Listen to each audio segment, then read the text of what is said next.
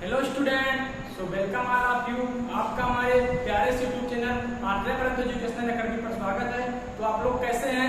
हमें उम्मीद है आप लोग पढ़ाई जरूर कर रहे होंगे। और जैसा कि आप लोगों ने हमारा पिछला वाला वीडियो जरूर देखा होगा और आपको ये भी पता होगा कि पिछले वाले वीडियो में क्या बताए थे। तो आपको पता है कि पिछले वाले वीडियो में हम क्या बताए थे? आपको बताए थे वैद्युत ध्रुव बताए थे। क्या बताए थे? वैद्युत ध्रुव। वैद्युत ध्रुव का मतलब क्या होता है? हमने उसमें आपको बताया था कि वैद्युत ध्रुव का मतलब ऐसा कोई सिस्टम होता है जिसमें कोई आपका क्या हो, दो आपका आवेश हो जो चिन्ह में क्या हो, विपरीत हो। चिन्ह में क्या हो, विपरीत हो, और परिमाण में क्या हो, समान हो, और उनके बीच का कोई डिस्टेंस हो, न्यूनतम डिस्टेंस अर्थात मिनिमम डिस्टेंस होना चाहिए। तो उन दोनों आवेशों में से किसी एक आवेश का परिमाण तथा उनके बीच की जो डिस्टेंस है उनका अगर गुणनफल करा देंगे तो हमें क्या मिल जाएगा? वैद्युत ध्रुव मिल जाएगा। ठीक, लेकिन ये वास्तव में जो हमने बताया था, मैं आपको उसमें थोड़ी सी फॉल्ट कर दिया था, तो मैं आपको वो चीज क्लियर करवा देता हूँ। क्या था? देखो, वहां पर फॉल्ट करने का हमारा ये मतलब है कि जैसे मैंने वहां पर वैद्युत ध्रुव कहा था, लेकिन ध्यान से समझिए, वैद्युत ध्रुव को जो आपका निकाय बनता है, थोड़ा सा देखो यहाँ पर सही था, बस सिर्फ नाम चेंज करना, बाकी जो बताए थे कॉन्सेप्ट वही लगेगा। देखो ये माइनस क्यू था मान लीजिए और ये प्लस क्यू था। ठीक, तो यहाँ से मैंने इसको मिला दिया और ये डिस्टेंस कितना कर दिया, तो ये हमने बताया था। तो ये जो निकाय होता है इसी को वैद्युत ध्रुव नाम देते हैं। क्या नाम देते हैं?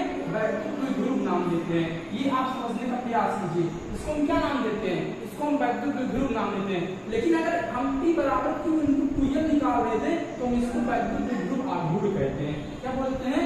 वैद्युत ध्रुव आघूर्ण। ये ध्यान समझने का प्रयास कीजिए। इसको क्या बोलते हैं? वैद्युत ध्रुव आघूर्ण। क्योंकि अगर एग्जाम में आ जाएगा तो आप कंफ्यूज हो जाएंगे। शब्दों पर विचार कीजिए, यहाँ से आप थोड़ा कंफ्यूज हो सकते हैं। ठीक, कंफ्यूजन कहाँ होगी? जब वैद्युत ध्रुव कहेगा और वैद्युत ध्रुव आघूर्ण कहेगा, तो आप कंफ्यूज ना होइए। हम आपको क्लियर करवा दे रहे हैं, कॉन्सेप्ट हमारा वही है। वैद्युत ध्रुव का मतलब क्या होता है? वैद्युत ध्रुव का मतलब इतना होता है कि आपका कोई मान लीजिए Q आवेश और Q आवेश, लेकिन चिन्ह में विपरीत है, इनके बीच का कुछ डिस्टेंस है। तो जो ये हमारा सिस्टम बनता है, जो हमारा निकाय बनता है, मैं इसी को क्या नाम देता हूँ? मैं इसी को नाम देता हूँ वैद्युत ध्रुव नाम देता हूँ। लेकिन जब मैं फार्मूला लगाता हूँ P बराबर Q into 2L, मतलब इन दोनों आवेशों में से किसी एक का परिमाण लेता हूँ और इनका डिस्टेंस लेता हूँ, तो अगर गुणनफल करा देता हूँ तो हमारा क्या बन जाता है? वैद्युत ध्रुव आघूर्ण बन जाता है। क्या बन जाता है? वैद्युत ध्रुव आघूर्ण बन जाता है। ठीक, तो अगर कहीं भी वैद्युत ध्रुव आघूर्ण आ रहा है और वैद्युत ध्रुव आ रहा है तो आप उसमें कंफ्यूज मत होइएगा। तो कहने का मतलब मैंने आपका जो पिछला कॉन्सेप्ट था थोड़ा सा मैंने रिवाइज भी कर दिया और आपका क्लियर भी होगा। तो आज आपका नेक्स्ट टॉपिक क्या है? बहुत ही इंपॉर्टेंट है, जो बोर्ड में बहुत बार पूछा गया और हर साल आता भी है। आप कहीं भी देखेंगे, अगर इलेक्ट्रोस्टैटिक्स पढ़ रहे हैं तो ये चीज अगर नहीं पढ़े तो इसका मतलब कि आपका जो कॉन्सेप्ट है आपका क्लियर नहीं हो रहा है। कहने का मतलब ये चीज जो आज बताया जाएगा ये बहुत ही इंपॉर्टेंट है। जितना इंपॉर्टेंट कहा जाए उतना कम है। ठीक, इंपॉर्टेंट क्यों कहा जा रहा है? क्योंकि इस पर बहुत सारे सवाल आते हैं और एग्जाम में जब भी क्वेश्चन बनते हैं तो इससे लगभग आने के चांसेस 90% रहते हैं। और एक चीज से ये फायदा है कि इसका जो डेरिवेशन है, अर्थात जो मैं कॉन्सेप्ट बताऊंगा उसमें डेरिवेशन है। और एग्जाम जैसे जो बोर्ड में आता है, बोर्ड वालों को जैसे लगता है कितना ही पता है कि आपका ये डेरिवेशन बहुत ही मतलब बहुत बार पूछा गया, जैसे लगता है कि उनको यही पता है। ठीक, तो इसलिए मैं कह रहा हूँ ये चीज इंपॉर्टेंट है, क्योंकि बोर्ड में जो चीज आता है वही आपको इंपॉर्टेंट लगता है। तो इंपॉर्टेंट तो सारी चीजें होती है, लेकिन ये चीज जो बोर्ड में आएगा तो आप लगाएंगे तभी तो आपको इंपॉर्टेंट पता चलेगा। तो इसलिए मैं कह रहा हूँ कि जो ये आज का कॉन्सेप्ट है ये आपके लिए बहुत ज्यादा इंपॉर्टेंट है। ठीक, तो कौन सा कॉन्सेप्ट है आप मतलब पढ़ने के लिए थोड़ा एक्साइटेड होंगे, मैं आपको बता दे रहा हूँ कौन सा कॉन्सेप्ट है। ठीक, तो आज का जो कॉन्सेप्ट है वो है वैद्युत ध्रुव के कारण उत्पन्न वैद्युत क्षेत्र की तीव्रता। ये देखिए क्या है? वैद्युत ध्रुव के कारण उत्पन्न वैद्युत क्षेत्र की तीव्रता अर्थात intensity of electric field due to intensity of electric field due to electric dipole. ठीक, ये चीज आज आपको पढ़ना है। तो सवाल उठा वैद्युत क्षेत्र के कारण वैद्युत ध्रुव के कारण वैद्युत क्षेत्र की तीव्रता, इसका मतलब क्या है? तो पहले इसका मतलब समझाता हूँ, ये क्यों आ रहा है और इस पर इसमें कौन कौन चीज पढ़ने को मिलेगा, कैसे डेरिवेशन होगा, ये सब चीजें मैं क्या करूंगा आज आपकी इस वीडियो के माध्यम से आपको बताने की कोशिश करूंगा। ठीक, तो आप इसको ध्यान से समझिए। पहले इसको मैं क्या कर रहा हूँ? मिटा दे रहा हूँ। ध्यान से समझने का प्रयास कीजिएगा। तो देखिए आपका कौन सा कॉन्सेप्ट है? वैद्युत ध्रुव के कारण। तो वैद्युत ध्रुव के कारण मतलब आप वैद्युत ध्रुव अगर पहले बनाएंगे, क्योंकि मैंने कहा था कि वैद्युत ध्रुव क्या होता है? ये माइनस के प्लस के और ये आपका 2L, इनके बीच का डिस्टेंस यही निकाय हमारा वैद्युत ध्रुव कहलाया। और इसके कारण क्या कहलाया? उत्पन्न वैद्युत क्षेत्र की तीव्रता। तो इसके कारण कैसे उत्पन्न वैद्युत क्षेत्र की तीव्रता होगा, इसका मतलब समझिए।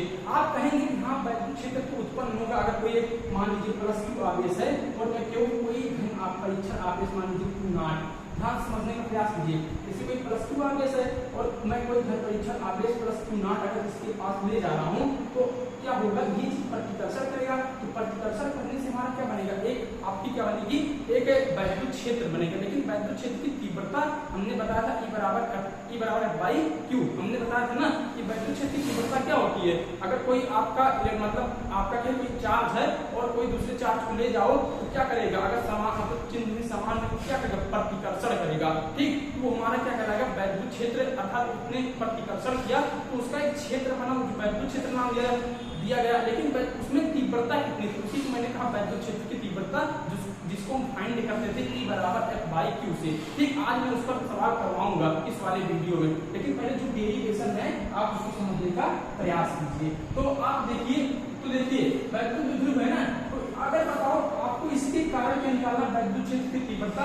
वैद्युत क्षेत्र की तीव्रता कैसे निकालते थे, अगर ये प्लस Q था तो आप जानते थे कि प्लस Q नॉट यहाँ पर ले जाते थे। तो यहाँ पर दो आवेश है तो एक बार धन परीक्षण आवेश को ले जाएंगे, अनुभव कराएंगे क्या यहाँ पर वैद्युत क्षेत्र बनेगा। यही तो आपकी दिमाग में थिंकिंग बनेगा। लेकिन जब वैद्युत क्षेत्र का नाम लिए थे तो कैसे बताया था वैद्युत क्षेत्र, कोई धन परीक्षण आवेश ले गए थे। तो यहाँ पर अगर वैद्युत विध्रुव है हमको क्या ले जाना पड़ेगा, जाहिर सी बात क्या ले जाना पड़ेगा, धन परीक्षण आवेश ले जाना पड़ेगा ना। तो धन परीक्षण आवेश ले जाते हैं, देखो मान लीजिए धन परीक्षण आवेश प्लस Q नॉट ले, तो यहाँ पर दो तरीकों से ले जाते हैं। अब ये समझिए, यही चीज इंपॉर्टेंट है। यहाँ पर कितने तरीकों से ले जाते हैं, दो तरीकों से ले जाते हैं। कैसे, एक प्लस Q नॉट मतलब प्लस Q नॉट एक बार इसके लिए ले जा सकते हैं और एक बार इसका जो सेंट्रल है, जैसे मान लीजिए माइनस Q है और प्लस Q है, तो इसका कोई सेंटर होगा कि नहीं। तो अगर मान लो इसका सेंटर नहीं है तो बताना पूरा डिस्टेंस कितना है, तो ये है, ये कितना हो जाएगा ये, और ये कितना हो जाएगा ये समझ रहे हैं ना। क्योंकि पूरा अगर मान लीजिए 10 है तो अगर मैं बीच में पूछूंगा 5 हो जाएगा, आधा हो जाएगा ना। तो अगर पूरा 2 है कितना हो जाएगा, ये हो जाएगा। तो एक बार प्लस Q नॉट इसकी जो आपका वैद्युत विध्रुव है इसकी देखिए, अगर इसकी अनुदिश ले जा सकता हूँ और एक बार इसके लंबवत प्लस Q नॉट ले जा सकता हूँ नहीं। तो यहाँ पर दो तरीकों से ले जा सकते हैं। अब आप पूछेंगे कि यहाँ भी ले जा सकते हैं, बिल्कुल ले जा सकते हैं यहाँ भी, लेकिन जो मेन रूप से देखा गया तो इसकी बात ये मिल जाएगा, अर्थात एक बार 180 डिग्री में और एक बार क्या मिल जाएगा 90 डिग्री में प्लस Q नॉट। तो ठीक, तो अब इसी का नाम पड़ा क्या, यही से एक दो चीज नाम पड़ा क्या, जब मैं रेखीय में ले जाऊंगा, जब क्या ले जाऊंगा, वैद्युत विध्रुव मतलब जो आपका वैद्युत विध्रुव है कोई धन परीक्षण आवेश को इसके रेखीय में, अर्थात कहने का मतलब इसके जो आपका वैद्युत विध्रुव है इसकी अनुदिश, अर्थात जो इसका एक्सियल पॉइंट है, मैंने बताया था ये आपका माइनस Q है और ये प्लस Q है, तो इसका अक्षीय, इसी की अक्ष में ले जाऊंगा प्लस Q नॉट धन परीक्षण आवेश को। तो इसका नाम क्या पड़ेगा, जब निकालूंगा कोई पॉइंट पर तो इसका जो नाम पड़ेगा उसको मैं बोलूंगा अक्षीय स्थिति। क्या बोलूंगा, अक्षीय स्थिति।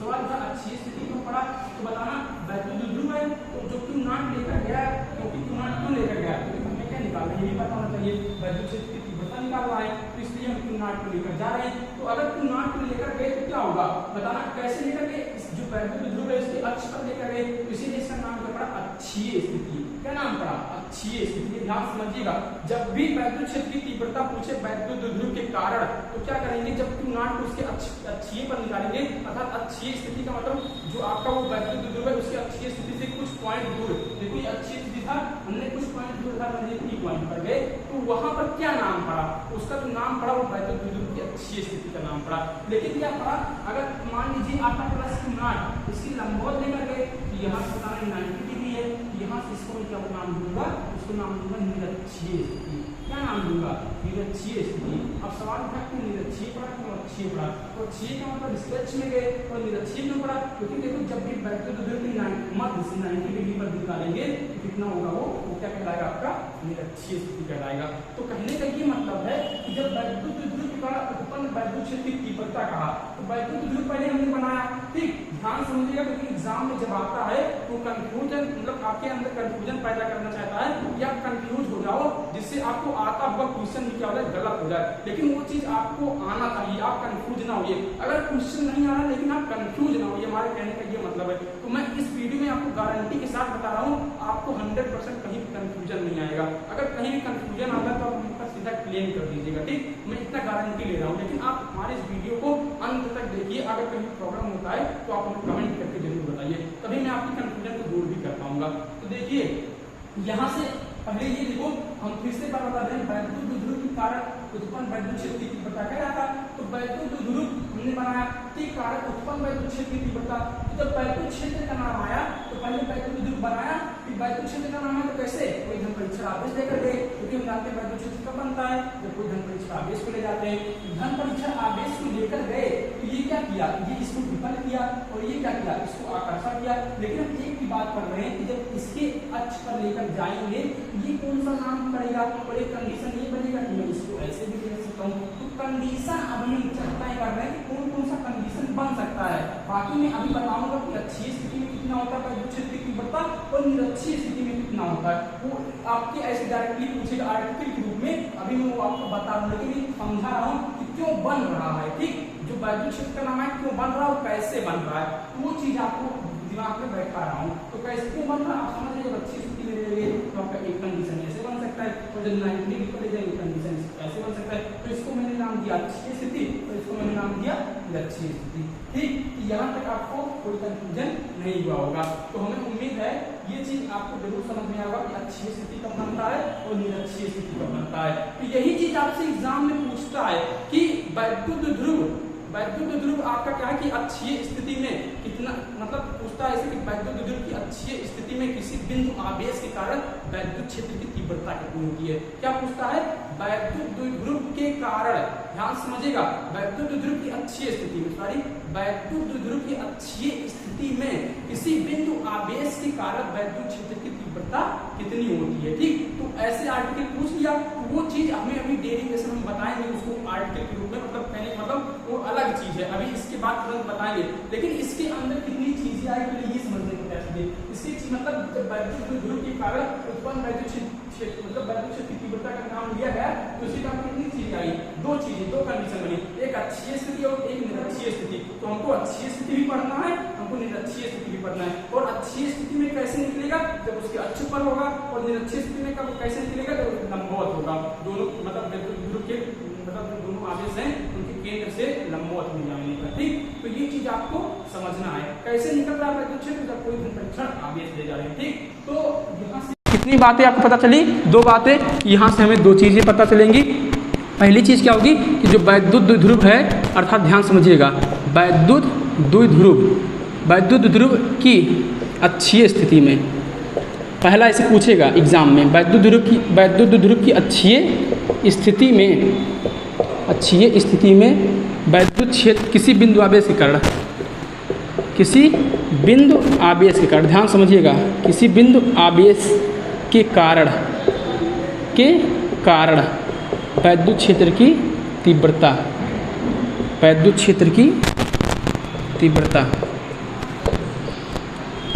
ठीक।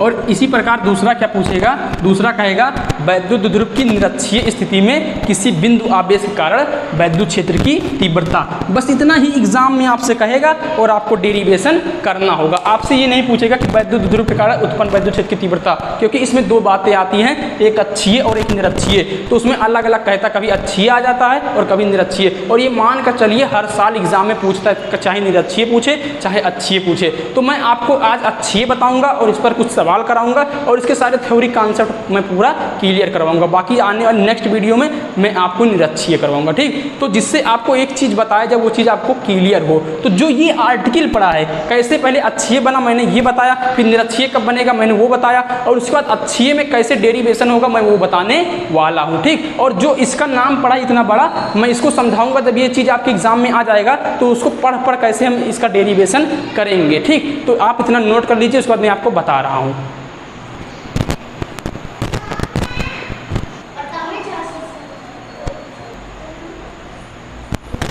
देखिए इसकी बात, ठीक। आपका जो मैंने कहा था नेक्स्ट कॉन्सेप्ट क्या है, तो आप नेक्स्ट कॉन्सेप्ट को समझने का प्रयास कीजिए। तो मैंने बताया कि इसमें दो बातें आएंगी, एक आपका अक्षीय स्थिति आएगा, एक आपका निरक्षीय स्थिति। तो मैंने पहला कॉन्सेप्ट लिया अक्षीय स्थिति, इसका डेरिवेशन मैं आपको करवा रहा हूँ, ठीक। तो डेरिवेशन कैसे करेंगे, जो कहते हैं कि फिजिक्स में क्लास 12 में डेरिवेशन में बहुत प्रॉब्लम होती है कुछ लोगों को, जैसे बायोलॉजी के जो स्टूडेंट हैं उन्हें लगभग प्रॉब्लम होती है, क्योंकि मैं भी क्लास 12 में पढ़ा हूँ तो मुझे पता है कि कैसे उनको प्रॉब्लम आता है। तो वो चीज़ मैं मतलब प्रयास करूँगा कि उनको प्रॉब्लम ना आए, क्योंकि मैं जानता हूँ कि उनको कहाँ प्रॉब्लम आती है। तो मैं पूरा अपनी तरफ से 100% एफर्ट करूँगा, प्रयास करूँगा कि वहाँ उनको प्रॉब्लम ना आए। और जो मैथ के स्टूडेंट हैं वो भी मतलब समझने का प्रयास करें। हमें पता है कि वो समझ जाएंगे, अच्छे से समझ जाएंगे, लेकिन थोड़ा सा अपना मतलब और भी एक प्रकार से इतना अच्छे से कंठस्थ कर लीजिए, इतना अच्छे से दिमाग में बैठा लीजिए कि आपको कहीं भी प्रॉब्लम ना हो। क्योंकि आने वाले समय में जब भी आपके कोई टेस्ट होंगे या आपके एग्जाम होंगे तो उसमें ये चीज़ आपको मिलेगा। ठीक, तो इतना आप इसको मान के चलिए 5 नंबर में मिलेगा, तो आप इसको मतलब नंबर इसको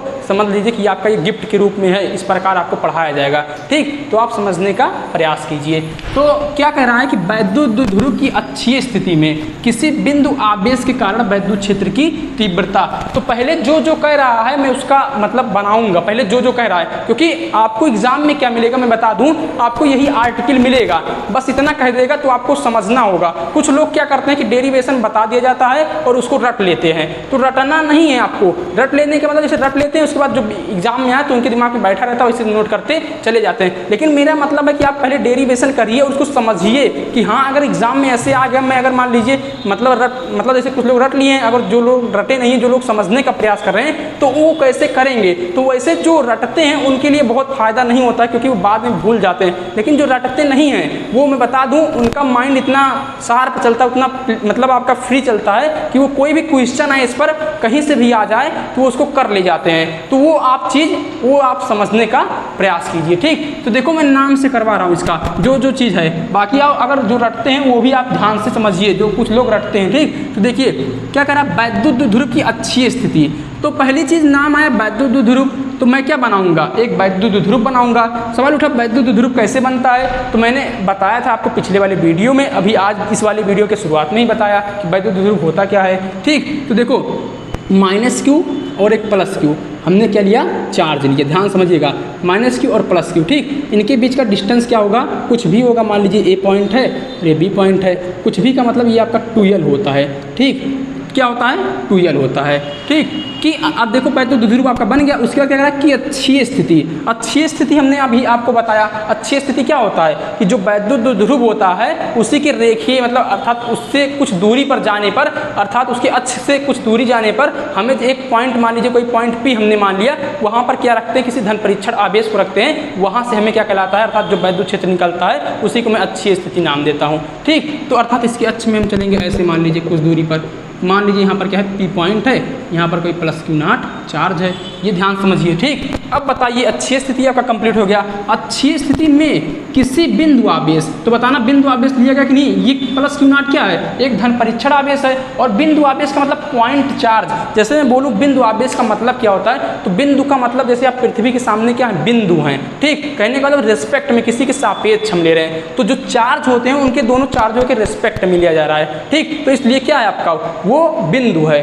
ठीक, ये +q0 हो गया। अब देखिए बिंदु आवेश के कारण मतलब कहने का ये जो बिंदु आवेश ये हमने लिया, इसी के कारण वैद्युत क्षेत्र की तीव्रता निकाल ली है। अर्थात ये कितना इफेक्ट दिखा रहा है इन वैद्युत ध्रुव पर। ध्यान समझने का प्रयास कीजिए, जो आपका मेन लॉजिक है वो समझिए। जो आपका ये आपका क्या बिंदु आवेश अर्थात धन परीक्षण आवेश है, ये वैद्युत ध्रुव पर कितना वैद्युत क्षेत्र दिखा रहा है, हमें उसकी तीव्रता ज्ञात करनी है। मेन लॉजिक ये समझिए। ठीक, क्या था आपका क्वेश्चन, आपका क्वेश्चन एक प्रकार से इसको क्वेश्चन ही टाइप में समझिए, क्योंकि अगर क्वेश्चन टाइप में समझेंगे तो आपके दिमाग में जल्दी बैठेगा। ठीक, बाकी है तो ये डेरिवेशन ही। तो क्या है कि वैद्युत ध्रुव की अच्छी स्थिति, तो पहले वैद्युत ध्रुव हमने बनाया, फिर अच्छी स्थिति हमने बनाया, अच्छी स्थिति हमने समझाया, उसके कारण किसी, देखो वैद्युत ध्रुव की अच्छी स्थिति में किसी बिंदु आवेश, तो हमने बिंदु आवेश लिया, बिंदु आवेश के कारण वैद्युत क्षेत्र की तीव्रता। ठीक, तो अब निकालने जा रहे हैं कि जो बिंदु आवेश है वो वैद्युत ध्रुव की तीव्रता कितना मतलब दिखाता है जब आपका ये क्या बनता है, वो अच्छी स्थिति में होता है।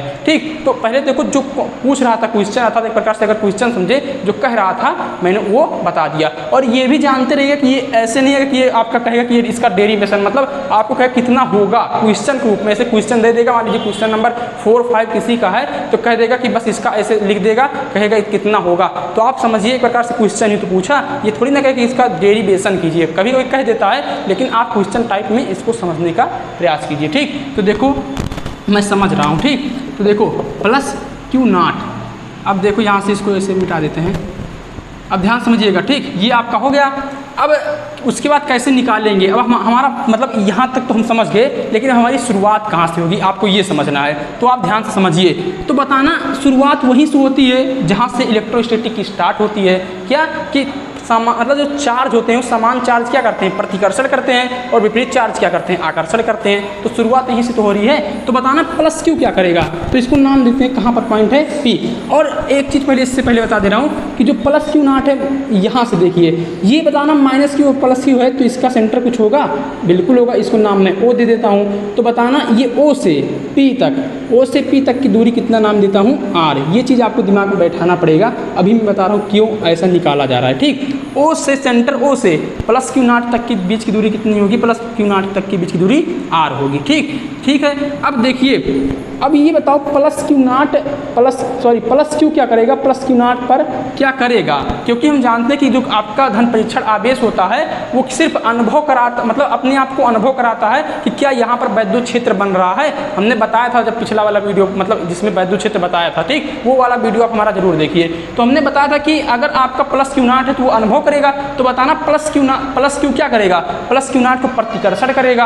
प्रतिकर्षण का मतलब अगर अच्छी में है तो कुछ इस प्रकार से ऐसे करेगा, ध्यान समझिएगा, इस प्रकार से करेगा। मैं इसको नाम देता हूँ क्या, E1 देता हूँ, क्योंकि अगर आपका क्या है, ये प्रतिकर्षण कर रहा है तो यहाँ पर आपका वैद्युत क्षेत्र, वैद्युत बल रेखाएं बनेंगी, और वैद्युत बल रेखाएं क्या बनाती हैं, वैद्युत क्षेत्र बनाती हैं। तो वैद्युत क्षेत्र को किससे डिनोट करते हैं, E से डिनोट करते हैं, तो E1 यहाँ नाम दे दिया गया, ठीक। अब क्या करेगा, माइनस क्यू क्या करेगा, तो minus Q plus Q not को क्या करेगा, आकर्षण करेगा, क्योंकि विपरीत आवेश क्या करते हैं, एक दूसरे को अट्रैक्ट करते हैं, ठीक। तो यहाँ से ये क्या कर दिया, आकर्षण कर दिया। तो इसको मैं नाम देता हूँ क्या, E2 नाम देता हूँ, क्या नाम देता हूँ, E2 नाम देता हूँ, ठीक। तो अब ध्यान समझिए, तो हमने आपको एक कॉन्सेप्ट बताया था वैद्युत क्षेत्र वाले में कि आपका वैद्युत क्षेत्र वाले में किसी बिंदु आवेश के कारण कितना उसकी तीव्रता होती है। तो होती है तीव्रता की वैल्यू E1 बराबर 1/4 पाई एप्सिलॉन नॉट इंटू के, Q1/R² होता है, ठीक। तो K का नाम क्या आया, K का मतलब हमने बताया था क्या का परावैद्युतांक होता है, और वो क्या होता है, K परावैद्युतांक अर्थात माध्यम पर डिपेंड करता है, ठीक। क्योंकि हमने फोर्स जब कूलाम का बल बताया था अर्थात स्थिर वैद्युत बल, तो उसमें मैंने ये बात की चर्चा की थी। तो वो क्या करता है, जो K की वैल्यू होती है, अगर निर्वात में जाएंगे तो उसका मान 1 हो जाता है, लेकिन अदर मीडियम में जाते हैं तो उसकी वैल्यू 1 से बड़ी हो जाती है। तो मैं मीडियम के लिए देख रहा हूँ कि ये किसी माध्यम में रखा है। अगर मान लीजिए निर्वात में होगा तो K की वैल्यू हम 1 रख लेंगे, अगर किसी अदर माध्यम में होगा तो K की वैल्यू 1 से बड़ी हो जाएगी। तो बस इतनी बातें मैं चर्चा कर रहा हूँ, ठीक। तो देखना, तो पहले बताना E1 की वैल्यू कितनी होगी। तो E1 की वैल्यू जो आपकी होगी E1 की, तो बताना होगा पहले 1/4 पाई एप्सिलॉन नॉट इंटू के हो जाएगा, क्योंकि मीडियम में इंटू। अब बताना क्या होगा आपका, क्योंकि देखो ये प्लस क्यू इसको क्या कर रहा है, प्रतिकर्षण कर रहा है, तो कितना होगा Q बटे, अब देखना ये प्रतिकर्षण कर रहा है तो यहाँ से यहाँ तक आपका क्या बना, वैद्युत क्षेत्र था, तो यहाँ से तीव्रता निकाला गया। तो डिस्टेंस कहाँ लेंगे समझने का प्रयास कीजिए, B से P तक। तो बताना अगर ये पूरा R है तो BP कैसे निकालेंगे, तो पूरे में से ये इतना माइनस कर देंगे तो BP आ जाएगा। तो पूरा कितना है, R है, इतना L है, तो ये कितना आएगा, R माइनस L आ जाएगा। समझ रहे हैं कि नहीं, ये कितना आ जाएगा, R माइनस L, तो कितना होगा, R माइनस L का होल स्क्वायर। इसको इक्वेशन फर्स्ट मान लेंगे। अब अगर इस फार्मूला आपको ये नहीं पता है तो मैं बता देता हूँ कि E बराबर होता है 1/4 पाई एप्सिलॉन नॉट इंटू की, अगर मीडियम में है Q/R², और जो कूलामी बल होता है वो होता है 1/4 पाई एप्सिलॉन नॉट इंटू के Q1 Q2/R², ठीक, ये होता है, ठीक। तो ये सब चीज़ें आपको पता होनी चाहिए। अब देखिए इसको मैं मिटा दे रहा हूँ, तो मिटाने के बाद कितना आएगा, देखिए इसको मैं मिटा दे रहा हूँ, ठीक। अब इसको इक्वेशन हमने फर्स्ट मान लिया। अब इक्वेशन 2 आपका E2 की वैल्यू निकालो, तो बताना E2 कितना निकलेगा, 1/4 पाई एप्सिलॉन नॉट इंटू के, ठीक। अब ये माइनस क्यू क्या करेगा, इसको क्या करेगा, आकर्षण करेगा, इस तरफ होगा। तो बताना डिस्टेंस कितना होगा, तो पहले चार्ज क्यों होगा, क्योंकि हम परिमाण लेते हैं, क्योंकि हमें पता E क्या है आपकी सदिश राशि है, सदिश राशियों में सिर्फ परिमाण लेते हैं, बाकी जब आपका उसका रिजल्टेंट अर्थात परिणामी निकालते हैं तो दिखते हैं दिशा किस तरफ है, ठीक। तो डायरेक्शन चेक करने के बाद उसको निकाल देते हैं। तो पहले देखिए परिमाण क्यों है, तो बताना डिस्टेंस कितना है, यहाँ से O से P तक कितना है, R है, बचा इतना, इतना कितना है, ये आपका देखो ये 2L है, तो ये कितना होगा, L और L होगा ना, ये चीज़ आपको पता होनी चाहिए, क्योंकि ये सेंटर पर लिया गया है। तो पूरा R है तो कितना हो जाएगा आपका L, तो कितना हो गया R + L, और आपका स्क्वायर हो जाएगा, ठीक। तो इक्वेशन इसको हम क्या मान सकते हैं, सेकंड मान सकते हैं। तो पहले बताओ यहाँ तक आपको कोई प्रॉब्लम हुआ? कोई भी स्टूडेंट, चाहे बायोलॉजी का हो, चाहे स्टूडेंट, चाहे वो मैथ का स्टूडेंट हो, तो इसमें अगर यहाँ तक कोई आपको प्रॉब्लम हुआ होगा तो आप हमें कमेंट करके जरूर बताइएगा। तो E1 कैसे निकाला गया, E2 कैसे निकाला गया, ठीक। अब सवाल उठा कि P पॉइंट पर नेट वैद्युत क्षेत्र कितना होगा। बना तो वैद्युत क्षेत्र दो, एक E1 बना और एक E2 बना, तो नेट कितना होगा, टोटल कितना होगा। तो टोटल कैसे निकालेंगे, क्योंकि मैं जानता हूँ सदिश राशि है तो मैं डायरेक्टली जोड़ नहीं सकता हूँ कि E1 प्लस E2 कर दूँ। मुझे पहले क्या करना पड़ता है, डायरेक्शन चेक करना पड़ता है। क्या करना पड़ता है, डायरेक्शन। 1 मिनट, सॉरी, थोड़ा टेक्निकल मतलब कहने के बाद थोड़ा प्रॉब्लम हो गया था, इसलिए मैं क्लास को थोड़ा ब्रेक कर दिया, तो सॉरी इसके लिए। लेकिन स्टार्ट करता हूँ, ठीक, कहाँ तक पहुँचा था। तो देखिए आपका E1 की वैल्यू आ गई और E2 की वैल्यू आ गई, ठीक। तो अब इसके बाद क्या करूँगा, मैं बात कर रहा था कि P पर हमें क्या चाहिए, नेट वैद्युत क्षेत्र की तीव्रता चाहिए, ठीक, अर्थात नेट टोटल कितना वैद्युत क्षेत्र होगा। तो यहाँ पर दो चीज़ें आई, एक E1 और एक E2। तो अगर मान लीजिए E1 और E2 क्या है, अगर आपका अदिश होता तो आप क्या करते, डायरेक्टली E1 प्लस E2 कर देते। लेकिन क्या है, ये सदिश है, तो आपको पता होना चाहिए कि दो आपका अगर वेक्टर है अर्थात सदिश फॉर्म में है तो उसको कैसे उसका रिजल्टेंट निकालते हैं, परिणामी कैसे निकालते हैं, ये वेक्टर में आपको बताया गया होगा। अगर नहीं भी बताया गया है तो मैं आपको अभी तुरंत क्लियर करवा देता हूँ। तो देखिए मान लीजिए यहाँ पर ऐसे था, ये ए वेक्टर मान लीजिए है, ये आपका बी वेक्टर है, ठीक, ऐसे ही तो है। तो हमें यहाँ पर निकालना है, तो बताना इसकी दिशा ये है इस तरफ और इसकी दिशा ये है। फर्क कहाँ आता है, डायरेक्शन का, ठीक, बाकी दो परिमाण जो होता है समान ही होता है। तो देखो इसका ये है और इसका ये है, तो बताना आपका ये आपका बताना इसका वैल्यू कैसे निकालोगे, नेट की कैसे निकालोगे। तो नेट का मतलब कैसे, R बराबर आपने सीखा है √a² plus b² plus 2ab cos theta. तो बताना थीटा क्या होता है, ए और बी वेक्टर जो है सदिश राशियां हैं इनके बीच का एंगल होता है। तो बताना ए का डायरेक्शन इधर है, बी का डायरेक्शन इधर है, तो एंगल कितना है 180 बन रहा है, क्योंकि हम जानते हैं कि सरल रेखा पर कितना एंगल बनता है 180 अंश बनता है। तो R बराबर √a² plus b² plus 2ab cos theta अर्थात cos 180 हो जाएगा। तो यहाँ पर देखिए R बराबर a² प्लस b² प्लस, अब cos 180 की वैल्यू होती है -1 होती है, क्या होती है -1। ये आप किस में सीखे होंगे, ये आपको 10th में सिखाया गया होगा। तो -1 रखेंगे तो कितना हो जाएगा, ये -2ab हो जाएगा।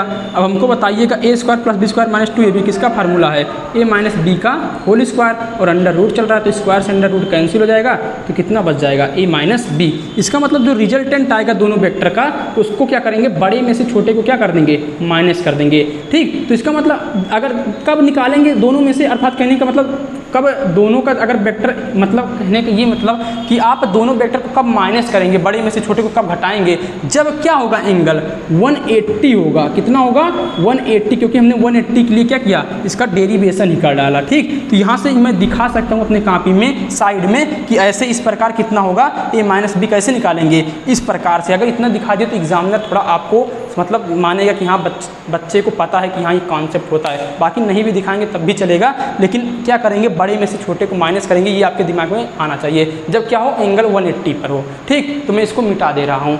अब देखिए, तो आप समझ गए क्या कर देंगे, इसको माइनस कर देंगे, ठीक। तो माइनस करने के बाद किसमें से किसको माइनस करेंगे, तो बड़े में से छोटे को। लेकिन इसमें बड़ा कौन है और छोटा कौन है, तो देखो बड़ा कौन है छोटा कौन है, इसका मतलब E1 बड़ा है या E2 बड़ा है। तो इसकी देखो ये चीज़ तो कांस्टेंट है, ठीक, ये भी कांस्टेंट है, बचा क्या, ये नीचे वाला चीज़ बचा।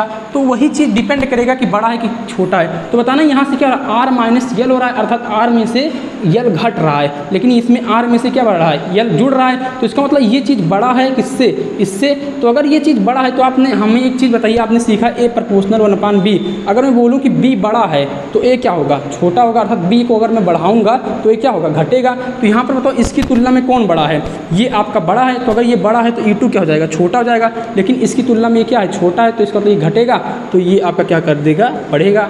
यही तो होगा आपका, समझने का प्रयास कीजिए। R plus L, R minus L, तो R प्लस यल बड़ा होगा कि R माइनस यल बड़ा होगा, तो आप बोलेंगे R प्लस यल बड़ा होगा। क्यों, क्योंकि R में यल जुड़ रहा है और यहाँ पर क्या हो रहा है, R में यल घट रहा है। तो अगर देखो यहाँ पर मान लीजिए घटकर 1 आया, ठीक, यहाँ पर घटकर 2 आया, तो 1 का स्क्वायर 1, 2 का स्क्वायर 4। तो देखो ऑलरेडी स्क्वायर है, तो यहाँ पर 4 होगा, यहाँ पर 1 होगा, तो 4 बड़ा है कि 1, तो 4 बड़ा है। तो अगर 4 बड़ा है तो E2 E2 क्या आएगा, इसकी तुलना में ये कम आएगा, लेकिन E1 यहाँ पर कम है तो इसकी तुलना में ज़्यादा आएगा। तो इसका मतलब कुल मिलाकर E1 बड़ा हुआ, E2 क्या हो गया, छोटा हो गया। ठीक, इससे आपका जो व्युत्क्रमानुपाती का नियम होता है। यहाँ पर क्या लिखेंगे, EP अर्थात EP का जो नेट होगा वो कितना आएगा, E1 माइनस E2 आएगा। कितना आएगा, E1 माइनस E2।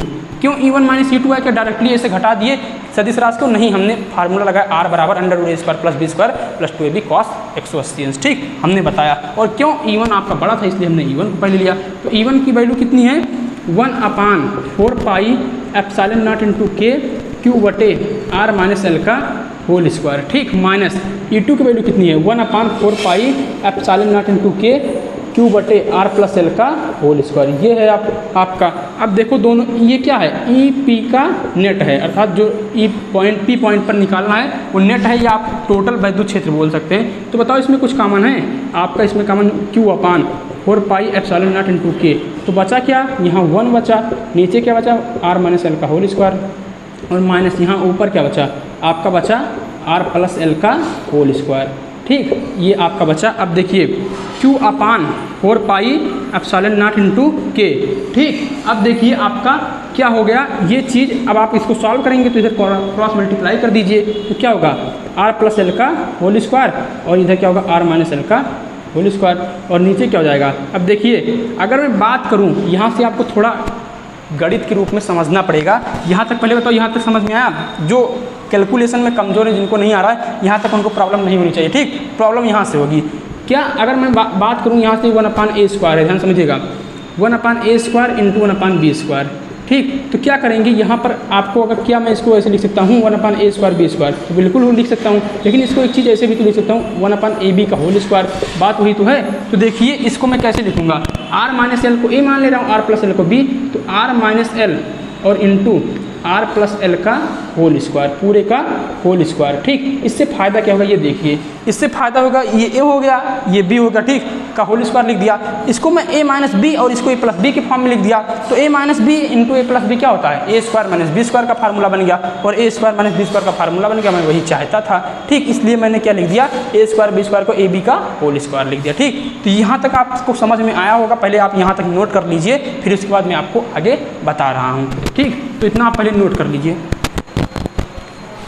तो हमें उम्मीद है आप यहाँ तक नोट कर लिए होंगे। देखिए हम आपको इतना मिटा दे रहे हैं इसके बाद। ठीक, ध्यान समझिएगा, इधर मिटा दे रहे हैं।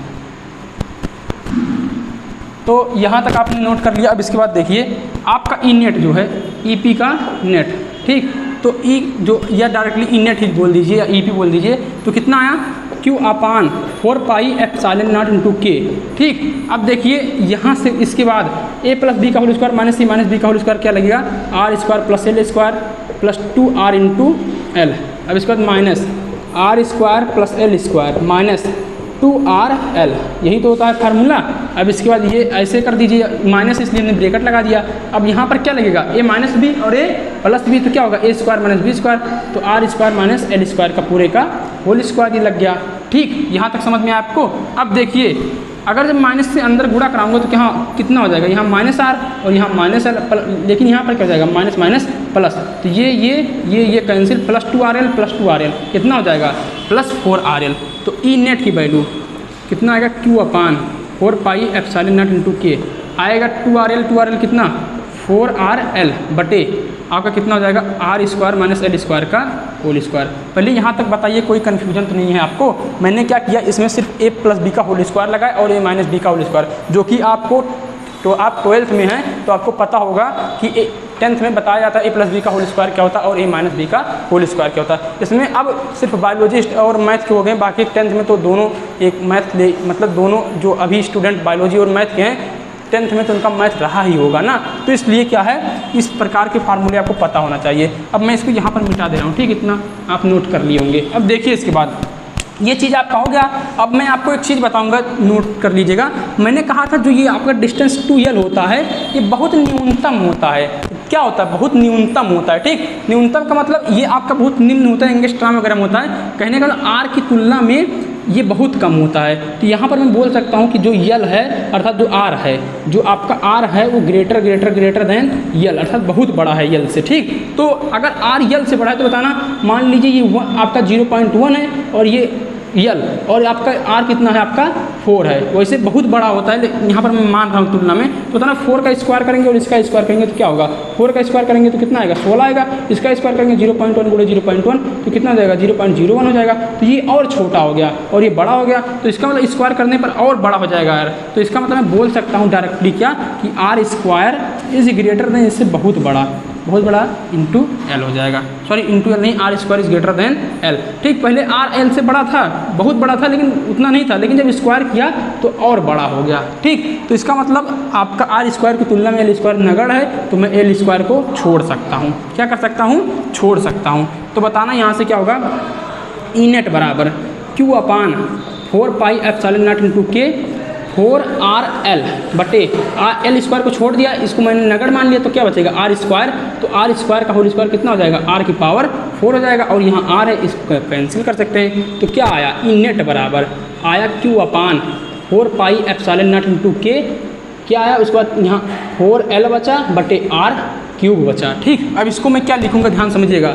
आया ई नेट बराबर 1 अपान 4 पाई एप्सिलॉन नॉट इंटू के, और Q इंटू 4L है, तो मैं लिख सकता हूँ 2 4L को 2 गुणे Q इंटू 2L लिख सकता हूँ कि देखो 2 गुणे 2 मतलब 2 गुणे 2 4L आपका वैसे हो गया। क्यों लिखा अभी मैं बता रहा हूँ। ठीक, बटे आर का क्यूब। अब आपको वैद्युत द्विध्रुव नाम आया, तो यहाँ पर वैद्युत द्विध्रुव बनाना पड़ेगा, लेकिन अभी वैद्युत द्विध्रुव बना नहीं है, तो सवाल उठा कैसे बनाएंगे। तो यहाँ पर मैं जानता हूँ, पहले हमारे दिमाग में आना चाहिए, चूँकि जो फार्मूला होता है P बराबर कितना होता है, Q इंटू 2L होता है। तो यहाँ पर अगर कहीं Q इंटू 2L दिख रहा है, तो मैं उसके स्थान पर कितना रख दूंगा, P की वैल्यू रख सकता हूँ। तो ई नेट बराबर कितना हो जाएगा, 1/4 पाई एप्सिलॉन नॉट इंटू के 2, इसकी वैल्यू P हो गई, और बटे आर क्यूब। तो यही होता है कि वैद्युत द्विध्रुव की अक्षीय स्थिति में किसी बिंदु आवेश के कारण वैद्युत क्षेत्र की तीव्रता कितना आता है, ई नेट बराबर 1/4 पाई एप्सिलॉन नॉट के 2P बटे आर क्यूब। अगर ये आपका किस में हो जाएगा, निर्वात में हो जाएगा, तो के की वैल्यू 1 रख सकते हैं। अगर अदर मीडियम में होगा तो के की वैल्यू कुछ दिया रहेगा। यही आप इसको डेरिवेशन को समझ कर देखो, इसमें रटना नहीं, कोई चीज़ रटने वाली चीज़ नहीं है। ठीक, तो ये चीज़ कैसे हुआ ये आपको समझ में आया होगा। तो ई नेट कितना आया, 1/4 पाई एप्सिलॉन नॉट इंटू के 2P बटे आर क्यूब। अब सवाल उठा ई नेट की, अगर जो आए इसका ये भी सदिश राशि है, तो इसकी दिशा किधर होगी, तो बताना E2 और E1 में से कौन बड़ा था, E1। तो E1 की दिशा इधर है, तो इसका मतलब ई नेट की दिशा होगी इस तरफ होगी। तो बताना यहाँ पर एक क्वेश्चन बनता है कि जो वैद्युत द्विध्रुव है और जो नेट वैद्युत क्षेत्र, इसकी दिशा दोनों कैसे होती है। तो आप बताइए पहले वैद्युत द्विध्रुव की दिशा क्या होती है। तो हमने बताया था -Q से +Q की ओर, तो इसका मतलब इस तरफ, और वैद्युत क्षेत्र की दिशा किधर है, इधर है। तो दोनों क्या दिशा समांतर है, क्या है दिशा समांतर। दिशा जो होगी लिखेंगे, नेट वैद्युत क्षेत्र की जो दिशा होगी वो वैद्युत द्विध्रुव की दिशा में होगा। इतना आप नोट कर सकते हैं। ठीक, कि जो वैद्युत क्षेत्र की नेट की मतलब जो नेट वैद्युत क्षेत्र है उसकी जो दिशा है वो वैद्युत द्विध्रुव की दिशा है।